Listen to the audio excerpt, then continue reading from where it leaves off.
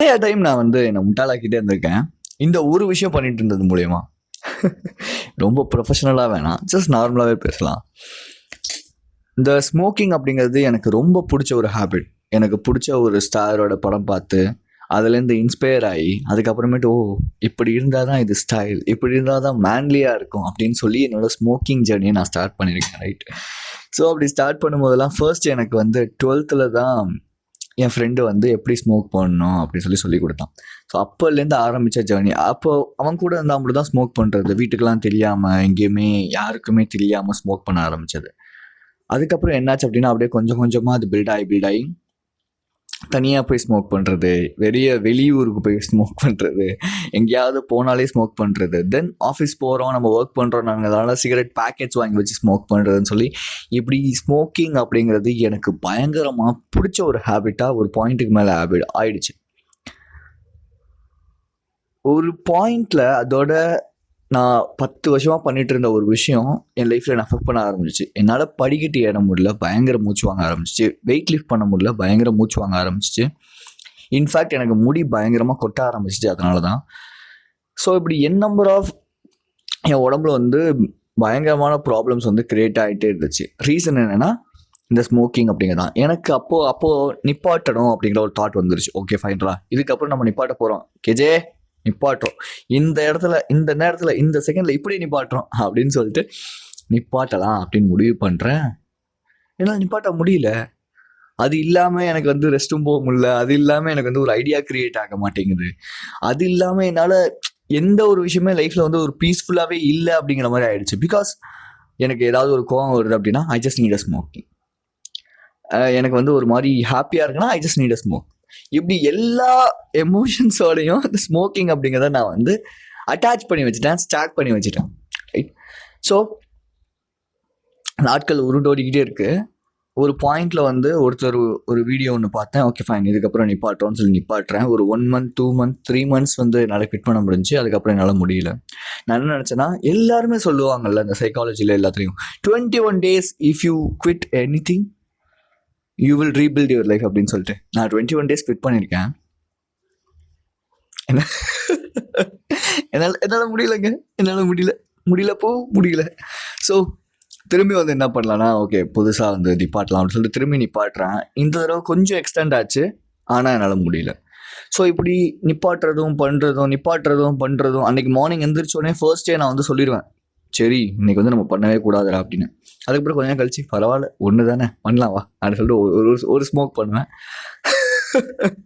இப்படி நான் வந்து நான் கோப் பண்ணிக்கிட்டே இருப்பேன். பிகாஸ் எனக்கு அது இருந்தால் தான் லைஃப் ரொம்ப பீஸ்ஃபுல்லாக இருக்குது. அது இல்லாமலாம் என்னால் இருக்கவே முடியாதுங்கிற ஒரு மென்டாலிட்டி இருந்திருக்கு.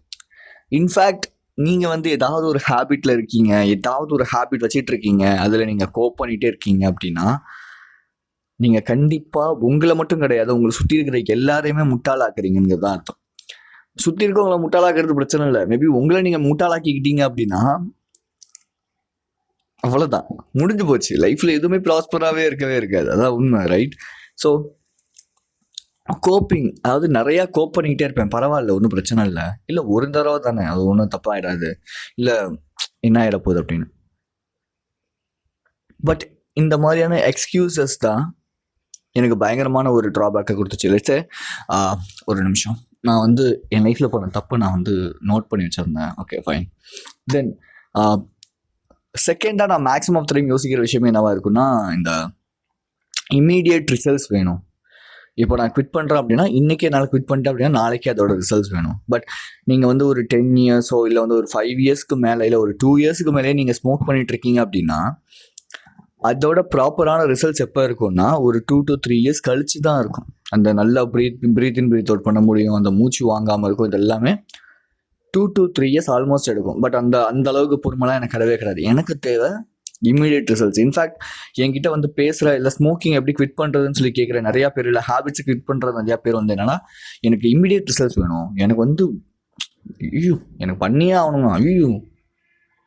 அது தப்பு கிடையாது. பிகாஸ் அதே ஸ்டேட்லேருந்து நானும் வந்திருக்கேன் இல்லையா. அப்போ எனக்குமே என்ன இருக்குன்னா, எனக்குமே அந்த டைமில் என்ன இருந்துச்சுன்னா, ஓகே எனக்கு உடனே குவிட் பண்ணாலும் இது வந்து ஃபேக்கு, இது வந்து பொய், இது வந்து பித்தலாட்டம் அப்படின்னு நானே ஒரு இமேஜினரியான ஒரு சில விஷயங்கள் எனக்கு நான் கொடுத்துப்பேன். ரைட். அப்படி கிடையாது.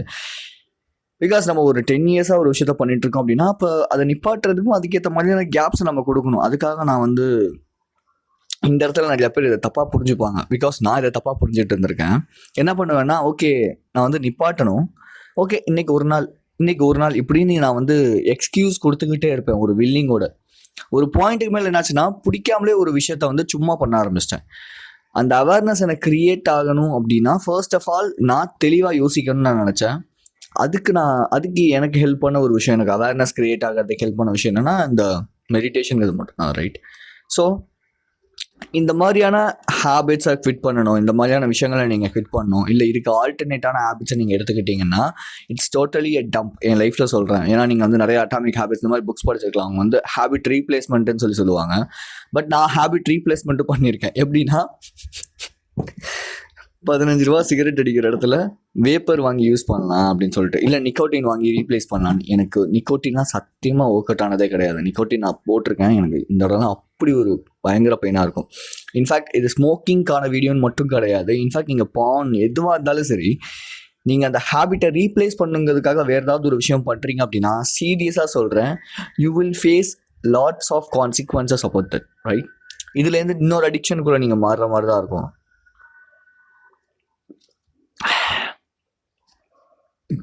காலையிலே பசிக்குது பயங்கரமா.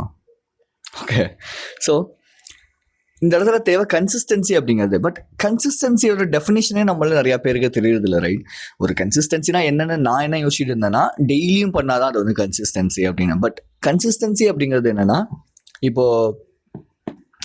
கன்சிஸ்டன்சி அப்படின்னா இப்போ நான் டெய்லியும் வந்து நான் வீக்லி 4 days ஜிம் போகிறேன், ஓகேவா? நான் 5th day 6th day gym போகல அப்படின்னா எனக்கு அந்த 4 daysக்கு போன ப்ராக்ரஸ் வந்து கம்மியாயிருமா அப்படின்னு கேட்டால் கிடையாது. மேபி ஒரு 1 month நான் டைம் எடுத்துட்டேன் அப்படின்னா அது இருக்கும், ரைட்? பட் நான் வீக்லி வந்து 4 days போட்டு டார்கெட்டு, வீக்லி 4 days நான் வந்து அச்சீவ் பண்ணிடுறேன் அப்படின்னா அந்த 2 days நான் ரெஸ்ட் எடுக்கிறனால அந்த ஒரு ரிசல்ட் ஒன்றும் போயிடாது. இதுதான் கன்சிஸ்டன்சி. இப்போ நீங்கள் வந்து ஒரு 4 days ஸ்மோக் பண்ணுறீங்க, இப்போ நீங்கள் வந்து ஒரு ஓகே ஃபைன் நம்ம மாஸ்டர்பேஷன் வச்சுப்போம், அதுதான் நிறையா பேருக்கு ப்ராப்ளமாக இருக்கும். ஸோ இப்போ நான் வந்து என்ன பண்ணேன், ஓகே நான் சொல்கிறேன், ஸ்மோக்கிங்கை நான் வந்து ஃபர்ஸ்ட் வந்து என்னென்னா ஒரு 3 months குவிட் பண்ணேன்னு சொல்லி சொன்னேன். அதுக்கப்புறமேட்டு என்ன திரும்பி நான் வந்து பயங்கரமாக ஸ்மோக் பண்ண ஆரம்பிச்சிட்டேன். அப்புறம் திரும்பி ஒரு பாயிண்ட்டுக்கு மேலே என்ன ஓகே நம்ம குவிட் பண்ணலாம்னு சொல்லி அது அப்புறம் குவிட் பண்ணேன். அப்புறம் திரும்பி குவிட் பண்ணேன். ஒரு பாயிண்ட்டில் என்ன ஆயிடுச்சு அப்படின்னா, நான் வந்து 1 மாதம் ஒரு டார்கெட் வச்சுக்கிட்டேன். 1 மாதம் டார்கெட் வச்சுட்டு அந்த 1 மாதம் டார்கெட்டில் ஒரு 4 நாள் வந்து ஒரு வீக்கில் வந்து 4 days வந்து ஸ்மோக் பண்ணேன், 2 days குவிட் பண்ண ட்ரை பண்ணேன். என்னால் 2 days குவிட் பண்ண முடிஞ்சு. தென் என்ன பண்ணேன்னா அடுத்த வீக் வந்து ஒரு 3 days குவிட் பண்ணேன், 3 days பண்ணேன். அடுத்து வந்து 4 days பண்ணேன், 4 days வந்து பண்ணலை, 2 days வந்து பண்ணேன். இப்படி கொஞ்சம் கொஞ்சமாக நான் ரெடியூஸ் பண்ணேன். சம்டைம்ஸ் இடையில லேக் ஆகிற மாதிரியான நிறைய சுச்சுவேஷன்ஸ் கிரியேட் ஆச்சு. பட் இருந்தாலும் நான் என்ன எடுத்துக்கிட்டேன்னா ஒரு டைம் பீரியட், ஒரு 6 months, ஒரு 1 year டைம் பீரியட் எடுத்துக்கிட்டேன். இந்த 1 year டைம் பீரியடில் என்னால் முடிஞ்ச அளவு நான் ஒரே ஒரு மைண்ட் செட் தான் வச்சுக்கிட்டேன், ரெடியூஸ் பண்ணணும். நான் குவிட் பண்ணுங்கிறத பற்றி நான் யோசிக்கவே இல்லை, நான் ரெடியூஸ் பண்ணணும். ஏன்னா நான் வந்து எத்தனையோ வருஷமாக இந்த ஹேபிட்டை பண்ணிட்டு இருக்கேன். என்னால் முடிஞ்ச ஒரே ஒரு விஷயம் என்னன்னா என்னால் ரெடியூஸ் பண்ண முடியுங்கிறது மட்டும்தான். பட் நிறைய யூடியூபர்ஸ் என்ன சொல்லுவாங்க, கண்ணா நிப்பாட்டு உடனே நிப்பாட்டுவாங்க. முடியாது, நடக்காது, ஓவர்வெல்மிங் ஆகிடும், ஸ்ட்ரெஸ் ஆகும், டிப்ரெஷன் ஆகிடும். ஸோ அப்போது இன்ஃபேக்ட் இப்போது நான் என்டர்டெயின்மெண்ட்டாக டோட்டலாக குவிட் பண்ணிட்டேனான்னு கேட்டால் கிடையாது. நான் மார்னிங் வந்து பார்க்கறது கிடையாது. But at the end of the day நைட்டில் வந்து ஏதாவது ஒரு 45 minutes to 1 hour வந்து சாங்ஸ் கேட்குறதோ ஏதோ ஒரு மூவி பார்க்குறோம் அப்படி போயிட்டு தான் இருக்குது. But at the end of the day என்னால் முன்னாடிக்கு நான் இப்போ ரொம்பவே மாறி இருக்கேன். இன்ஃபேக்ட் அது அடுத்தடுத்து இன்னும் மாறப்போகுது, ரைட்? என் மேலே ஒரு செல்ஃப் கான்ஃபிடன்ஸ் வந்துருக்கு, எப்படி கிரியேட் ஆக ஆரம்பிக்குது. காரணம் என்னென்னா நான் உடனே குவிட் பண்ணணும் அப்படின்னு யோசிக்கல. பிகாஸ் என்னை பொறுத்தவரை அந்த உடனே குவிட் பண்ணுறது எனக்கு ஒர்க் அவுட் ஆகலை. எனக்கு வந்து இந்த ஓகே சம்டைம்ஸ் தோக்குறேன், திரும்ப எந்திரிக்கிறேன், ஓடுறேன், இதுதான் எனக்கு ஒர்க் அவுட் ஆகுது. ஸோ நான் ப்ரிஃபர் பண்ணுறதுனா இதுதான் ப்ரிஃபர் பண்ணுவேன். நீங்கள் எதுவும் ப்ரிஃபர் பண்ணுங்கள். நீங்கள் மற்றவங்க சொல்கிறத எதுவுமே எனக்கு தெரிஞ்சு நீங்கள் கேட்காம இருக்கிறது தான் better, I think so, right? So இன்னொரு விஷயம் என்னென்னா, நம்மளால் ஏன் இந்த ஹேபிட் இல்லாமல் இருக்க முடியல மேக்ஸிமம் டைம் எனக்கு நான் சொல்கிறேன். என்னால் ஏன் ஸ்மோக்கிங் பண்ணாமலோ இல்லை பான் பார்க்காமலோ இல்லை வந்து குடிக்காமலோ ஏன் என்னால் இருக்க முடிஞ்சது இல்லை அப்படின்னு கேட்டிங்கன்னா, எனக்குள்ள ஆன்சைட்டிங்கிறது பயங்கரமாக இருந்துச்சு. ஆன்சைட்டினா என்னென்னா, இப்போ லட்சே ஒரு ஹேபிட் உங்களுக்கு பண்ணணும்னு தோணுது, ரைட்? நீங்கள் அந்த ஹேபிட்டை பண்ணாமல் இருக்கும்போது ஒரு பயம் ஒன்று க்ரியேட் ஆகும். உங்களோட பாஸ்ட்டை பற்றியோ ஃப்யூச்சர் பற்றியோ இல்லை வந்து பழைய இன்சூரன்ஸை வச்சோ இல்லை நேற்று நடந்ததை வச்சோ முந்தானத்து நடந்ததை வச்சோ எல்லாத்த வச்சோம் ஒரு இன்சிடென்ட் ஒன்று உங்களுக்குள்ள வந்து தோண ஆரம்பிக்கும். அப்போது இந்த கட் ஃபீலிங்கில் ஒரு பயம் ஒன்று கிரியேட் ஆகும். நெஞ்சு படன்னு துடிக்கும். இதுதான் ஆன்சைட்டி. ஏன்னா எனக்கு ஆன்சைட்டி அப்படிங்கிறது யாருக்குமே தெரியறதில்ல. ஒரு பயம், தேவையில்லாத பயம், அன்வான்ட் பயம். இன்ஃபேக்ட் அந்த ஆன்சைட்டி அப்படிங்கிறது மொத்தமாக லைஃப்லேருந்து போயிருமான்னு கேட்டால் கிடையாது. பட் ரெடியூஸ் பண்ணலாம், இல்லை நம்ம அந்த ஆன்சைட்டியை பழக்கப்படுத்திக்கலாம். அதுக்கான கோச்சிங், அதுக்கான ஒரு மென்டல் ஹெல்த்துக்கான ஒரு ப்ராப்பரான ஒரு விஷயத்தை தான் நான் சொல்லி கொடுத்துட்ருக்கேன். பிகாஸ் எனக்கு 15 years ஆஃப் ஆன்சைட்டி இருந்திருக்கு, பேனிக் இருந்திருக்கு, ட்ராமா இருந்திருக்கு.